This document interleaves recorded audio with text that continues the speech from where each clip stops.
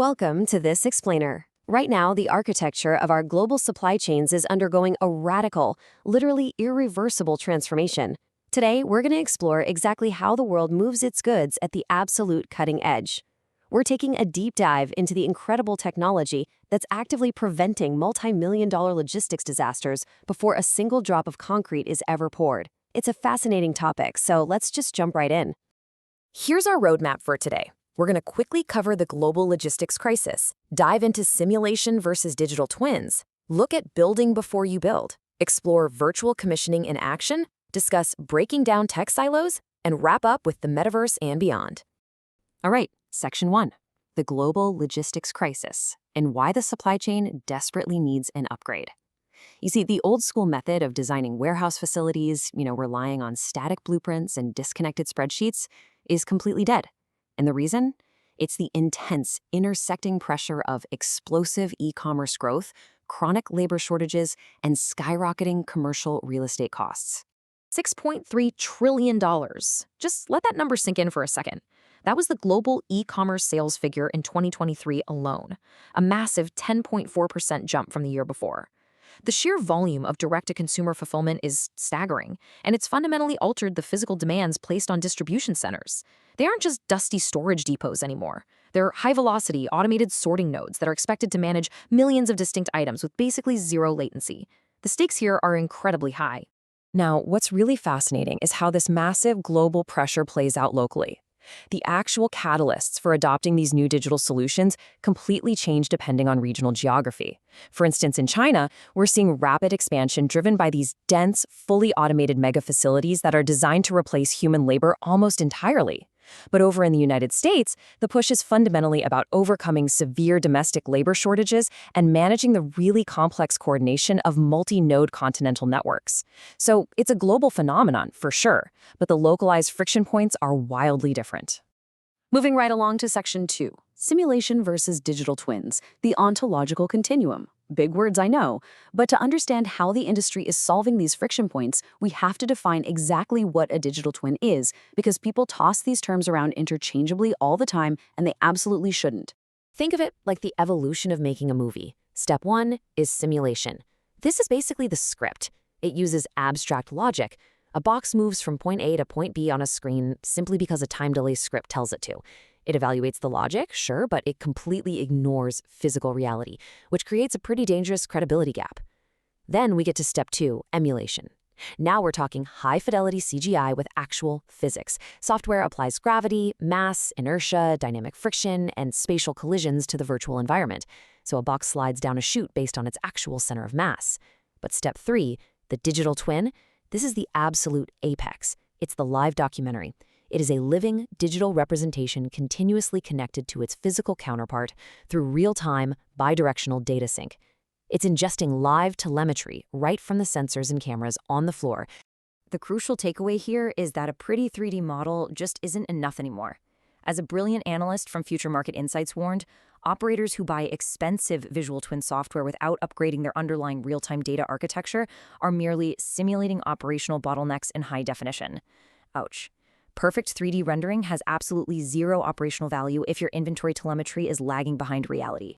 Which brings us to Section 3, building before you build, greenfield and brownfield optimization.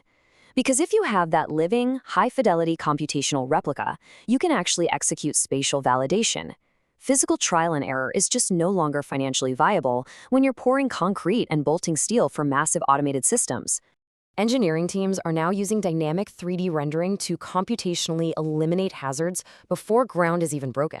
They aren't just importing 2D layouts to make sure a conveyor belt won't hit a structural pillar, though obviously that's vital. They're actually modeling human-centric parameters. Imagine stakeholders putting on VR headsets and physically walking through the facility at scale.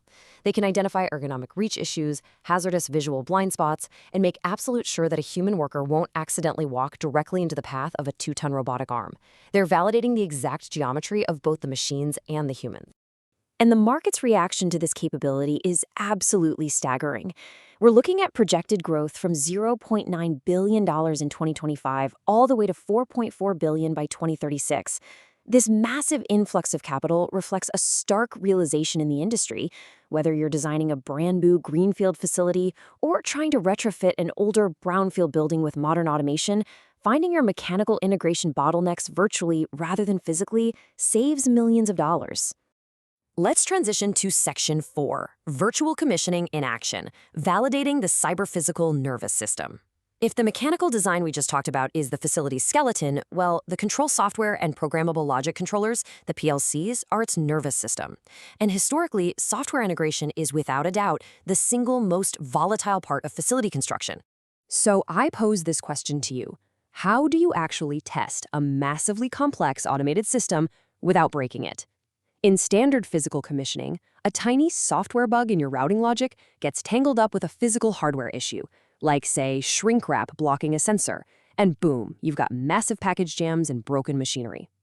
The answer to this nightmare is the safe separation of errors, which is achieved through virtual testing. Let's talk about chocolate for a second. Let's look at a stunning case study from the manufacturer Ferrero. When building a massive high-bay warehouse, their engineers mapped out over 6,000 sensors in a digital twin. And here's the crazy part.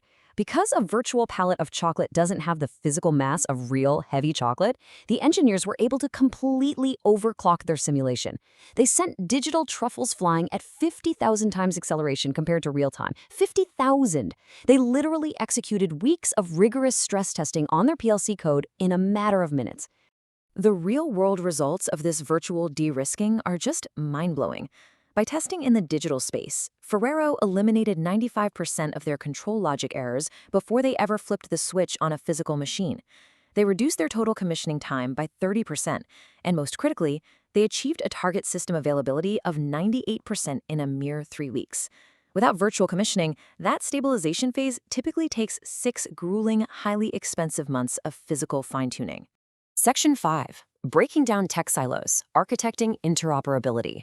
Now, this all sounds like pure magic, right? But there is a massive amount of organizational friction threatening digital twins. A modern warehouse uses tech from dozens of different vendors. You've got robotic pickers, HVAC, security systems. If all their files are incompatible, or you get trapped in vendor lock-in, the entire digital twin concept completely falls apart.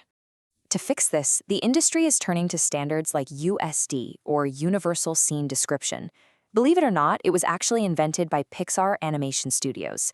It essentially acts as the HTML of 3D worlds. It prevents data decimation. If an architect changes a wall in their building software, the USD framework ensures that the conveyor belt manufacturer's software and the robotics firm's simulation all instantly reflect that exact change in a single, shared source of truth. And they do it without losing a single pixel of fidelity. And to get all these wildly different machines to actually speak to each other, we have the Asset Administration Shell, or AAS. Think of this as the ultimate universal translator.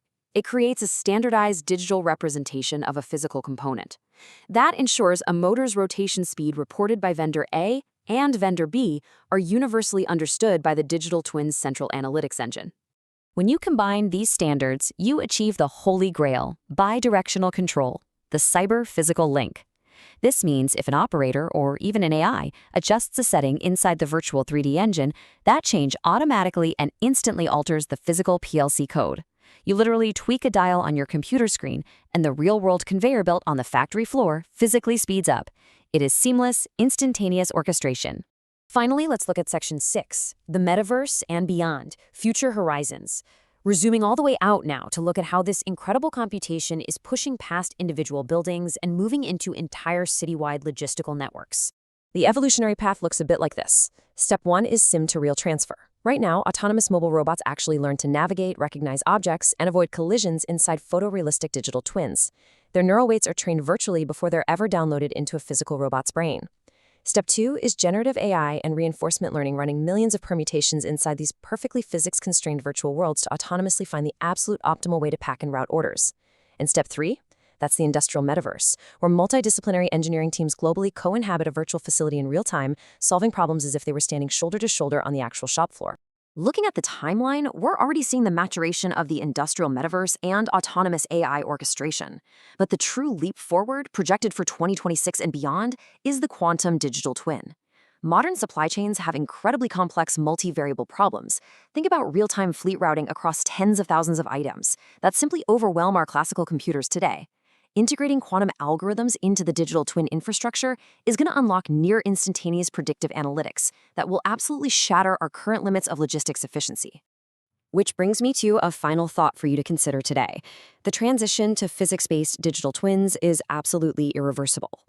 But as we move toward an ecosystem where AI uses quantum computing to autonomously optimize the virtual supply chain and seamlessly push those updates out to the physical world, what exactly will the human role be in that loop? It's a fascinating frontier, and I hope this explainer helped you visualize exactly how we are building it. Thanks for tuning in.